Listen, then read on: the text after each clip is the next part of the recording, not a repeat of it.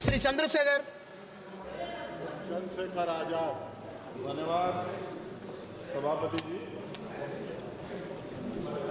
आज हम संविधान की गौरवशाली यात्रा पे जो 75 साल की बात कर रहे हैं, ये इसका काम है। माइक। धन्यवाद सभापति जी। आगे सर, आगे।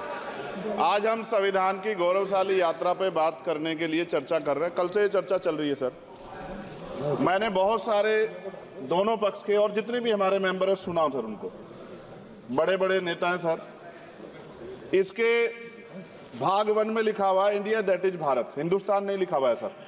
लेकिन सारे नेता संविधान पे चर्चा कर रहे हैं, लेकिन हिंदुस्तान ही कहेंगे, भारत कहने की हिम्मत नहीं जुटा पा रहे हैं। ये बड़ा सवाल है सर कि क्या संविधान के हिसाब से बात रखी जा रही है। मैं धन्यवाद दूंगा फूले साहू बाबा साहब अम्बेडकर को और मेरे नेता मान्यवर साहब श्री काशीराम को।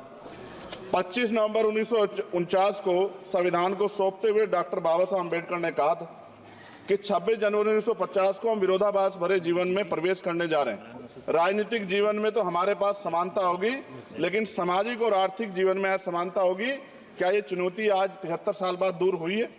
भारत ने 26 जनवरी 1950 को संविधान लागू होने के साथ खुद को एक संप्रभु लोकतांत्रिक और गणतांत्रिक राज्य होने का ऐलान किया।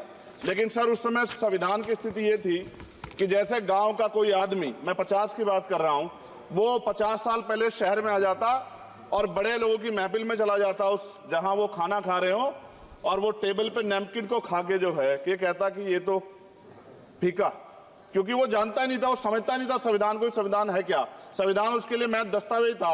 ये जिम्मेदारी थी राजनीतिक दलों पे कि वो संविधान को व्यवहार में लेके आते। और इसके इतने सारे आर्टिकल हैं, अगर इनको व्यवहार में लाया जाता तो मुझे लगता कि आज देश बहुत बदल गया होता। बाबा साहब ने कहा था कि लोकतंत्र भारतीय भूमि का केवल ऊपरी पोशाक है। उनके अनुसार यहाँ की संस्कृति अनिवार्य तौर पर लोकतांत्रिक है। भारत जैसे गरीब और गैर बराबरी वाले देश में संविधान के जरिए छुआछूत खत्म करना, वंचितों के लिए सकारात्मक उपाय करना, सभी वयस्कों के लिए मतदान का अधिकार देना और सबके लिए सम्मान अधिकार तय करना, ये बहुत बड़ी उपलब्धि थी सर।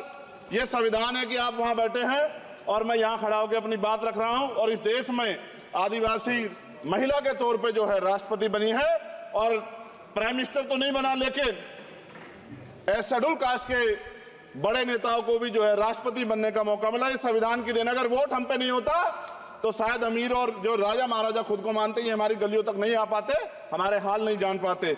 आजादी का मतलब सर सिर्फ अधिकार पाना भर नहीं है, इसके लिए हमारे संविधान में सरकार और नागरिकों के अधिकारों के साथ साथ उनके कर्तव्यों का विस्तार से उल्लेख किया गया है।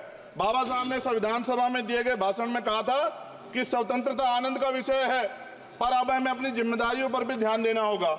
संविधान ने सुनिश्चित किया कि रानी के पेट से राजा जन्म नहीं लेगा, वोट से नेता तैयार होगा। आर्थिक बराबरी के लिए सरकार क्या कर रही है?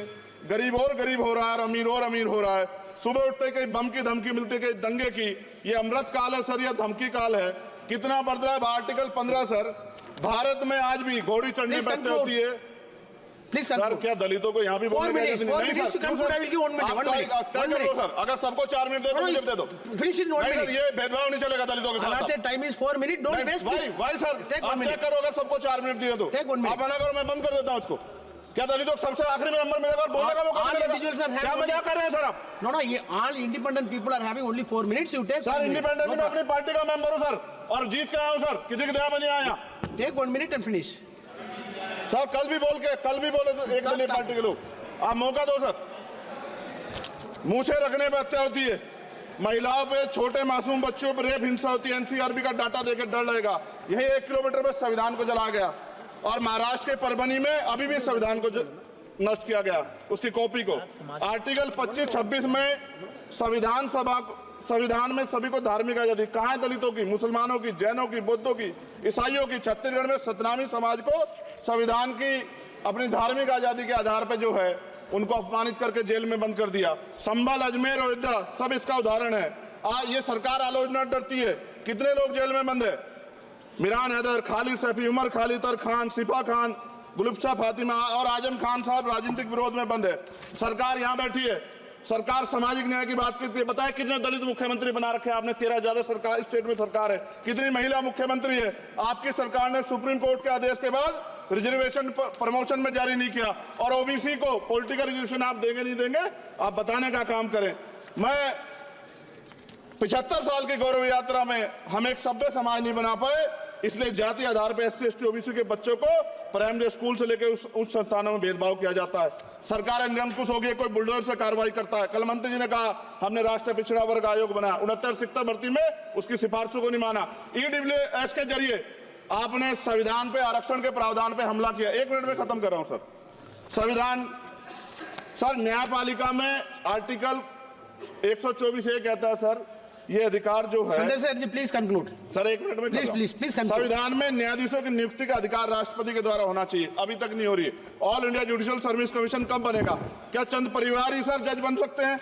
और आज हम सर, मैं सरकार से सवाल पूछना चाहता हूं सर, सेवाओं में SC ST OBC वर्ग का कितना प्रतिनिधित्व है? भारत सरकार के मंत्रालयों के अधीन PSU में बैंकों, बीमा कंपनियों में और स्वच्छता संस्थानों में आउटसोर्स तथा कॉन्ट्रैक्ट पर वर्तमान कार्यरत कर्मचारी कुल कितनी संख्या है? आउटसोर्स और कॉन्ट्रैक्ट में कार्यबल SC ST OBC कितना प्रतिशत है? निजी क्षेत्रों में कार्यरत कर्मचारी उनके SC ST OBC की वर्ग लाभ। सर खत्म कर, लास्ट पॉइंट सर मैं फिर स्पष्ट तौर पर कह रहा हूं सर, यहां बैठे SC और OBC के मेंबर से कह रहा हूं सर, उनको सामाजिक जिम्मेदारी का ध्यान भी रखना चाहिए। पार्टी के प्रति वफादारी के साथ साथ अपने वर्गों के प्रति ईमानदारी भी रखनी चाहिए। ईमानदारी नहीं होगी तो इन वर्गों का भला नहीं हो सकता, और हमें बहुत सरकारों से उम्मीद नहीं है। बहुत बहुत धन्यवाद सर।